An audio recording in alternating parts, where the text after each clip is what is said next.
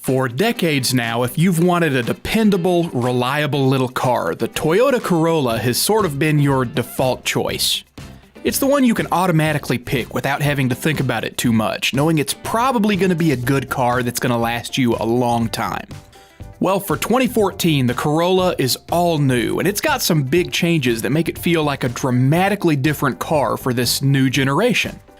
For one thing, it gets better gas mileage now. People often associate Toyota with good gas mileage because of the Prius and all their hybrid technologies, but the Corolla actually wasn't getting the best gas mileage by the end of its lifespan in the last generation.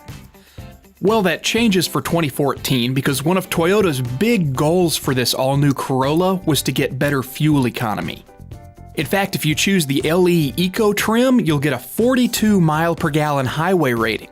That's a huge leap over the 34 mile per gallon rating that last year's car got. But personally, I think there's a downside to that too. One of my favorite things about the Corolla has always been how solid it feels, like it's carved out of granite and could survive a nuclear holocaust. But this new generation Corolla feels a bit lighter and less sturdy to me. I miss that old substantial, solid, tight feeling of the last car a little bit. But on the upside, Toyota actually managed to fix something I never liked about the old Corolla. It just felt too boring and dull and lifeless from the driver's seat. That's about the only complaint people had about it, that it just wasn't much fun to drive. Well, forget all that about the old Corolla because the new one is a lot more enjoyable on the road. The S model that I tested came with a dramatically better, firmer, more engaging suspension that I think is a much better match for a car like this. You can still get it with a more comfortable, smooth-riding suspension, but personally, I like the firmer, sportier ride you get in the S model.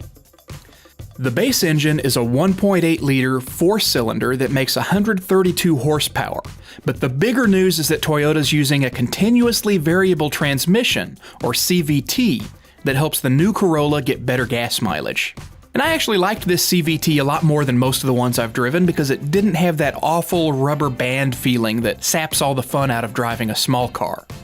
The new Corolla's CVT is designed to emulate shift point, so it feels a bit more like a normal transmission that changes gears, and I really like that about it. Other than that, it's still a Corolla. It's got a smartly designed cabin, it's easy to use, and it's easy to just jump inside and feel right at home.